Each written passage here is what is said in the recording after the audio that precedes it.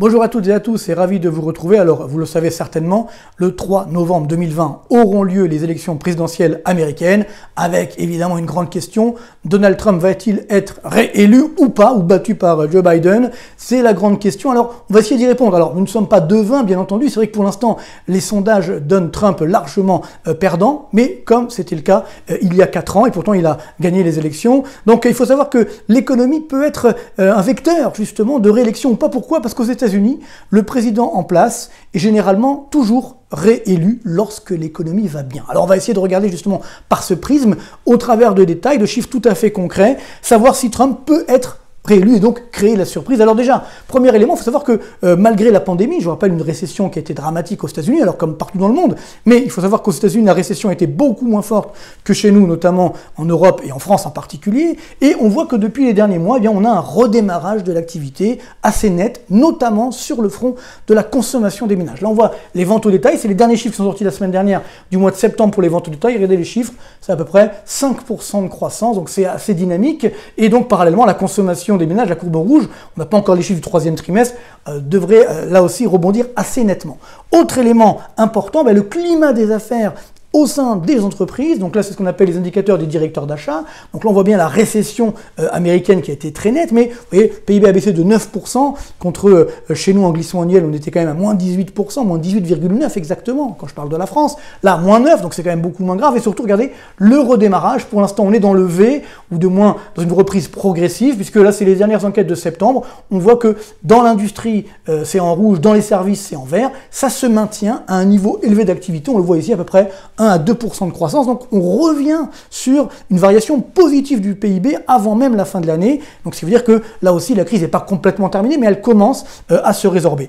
Encore plus fort, eh bien on voit que la confiance des ménages américains, là aussi, résiste bien. Alors déjà on le voit, pendant la crise du coronavirus, elle avait chuté, mais pas aussi fort par exemple que pendant la crise financière de 2008-2009, donc pourtant on voit bien que c'était également grave, mais pourtant d'un point de vue de la confiance des ménages, les ménages ont gardé finalement une certaine dose d'optimisme, et surtout, regardez ces derniers chiffres du mois de septembre, la confiance des ménages, qu'on appelle l'indicateur du Conference Board aux États-Unis, très sérieux, eh bien, elle a gagné 15 points, elle a très fortement rebondi. Ça aussi, c'est de bon augure pour l'ami Trump, parce que ça veut dire que finalement, les ménages sont confiants. Et on le sait, généralement, quand les ménages sont confiants, ils sont également confiants dans le président en place, dans le gouvernement en place. Donc là, ça pourrait également être un facteur qui va jouer positivement. Mais la clé vraiment, c'est surtout ce qui va se passer et ce qui s'est passé sur le front du chômage.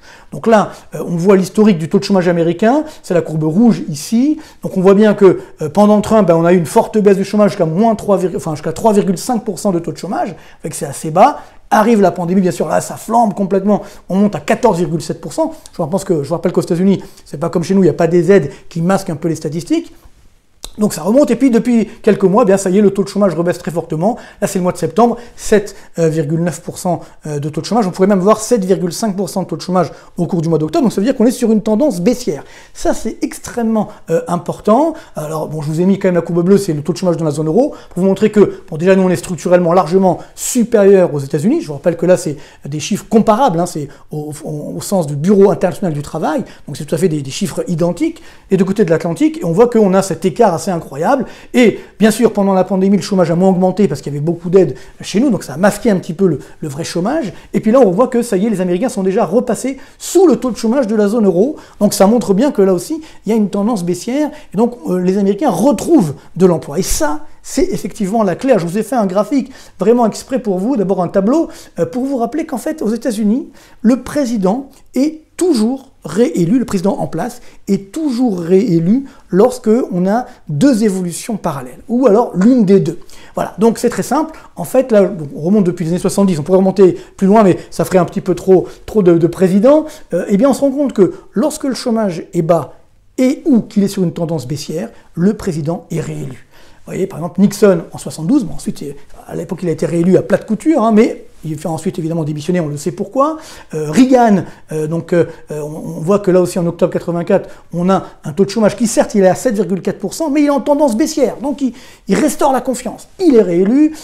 Alors bien sûr Clinton, là, le taux de chômage 5,2% est tendance baissière, donc là c'est le cas idéal, c'était la révolution Internet. Clinton est réélu, et George Bush, je rappellerai qu'à l'époque il y avait beaucoup qui pensaient qu'il n'allait pas être réélu, et pourtant regardez bien, taux de chômage à 5,5%, ce que j'évoquais d'ailleurs à l'époque en prévoyant sa réélection, tendance baissière. baissière. George W. Bush, hein, le fils, a été réélu. Alors pour Obama, on le voit, le taux de chômage est quand même élevé, 7,8%, mais il est néanmoins sur une tendance baissière, parce que c'est après évidemment la crise, et donc grâce à cette tendance baissière, Obama va être réélu. Donc là on voit que pour Trump, c'est encore, on va dire, mi-figue, mi-raisin, mais c'est vrai qu'il est dans un format, on va dire, à la Obama, entre guillemets. Par contre, si vous avez à la fois un taux de chômage élevé et une tendance haussière du chômage, alors là, vous êtes sûr de perdre.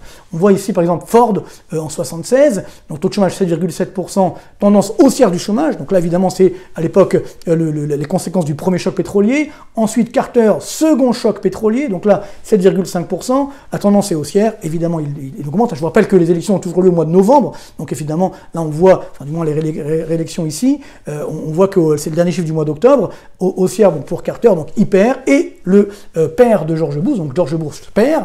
Évidemment, lui, on est pourtant, rappelez-vous, il a gagné la guerre du Golfe, etc. Il est auréolé de sa victoire, mais le taux de chômage, on est encore dans la crise. Il est à 7,3%, la tendance reste haussière, et donc il perd, alors que finalement il avait plutôt une bonne image, mais on voit que l'économie, le chômage reste déterminant, et donc pour notre ami Trump, ou pas, notre ami ou pas, ça dépend pour qui, évidemment, on le voit en octobre 2020, je vous rappelle, 7,9% de chômage, mais on vient de le voir, le taux de chômage est sur une tendance baissière, très fortement baissière, après avoir augmenté à cause de la pandémie, mais si on se regarde avant la pandémie, on était à 3,5% de taux de chômage, donc là, ça serait favorable évidemment à Trump, et surtout là, depuis les quelques mois, la tendance est baissière, donc ça pourrait jouer en la faveur d'une réélection de Trump, créer la surprise. Alors je vous ai fait un graphique pour revoir un petit peu toutes ces évolutions, donc là on voit donc 72, réélection de Nixon, défaite de Ford en 76, donc là la courbe rouge c'est bien sûr le chômage, vous voyez ici par exemple Carter dans les années 80, évidemment là il a aucune chance, hein, donc il est battu, et la réélection de Reagan, le taux de chômage est encore élevé, mais néanmoins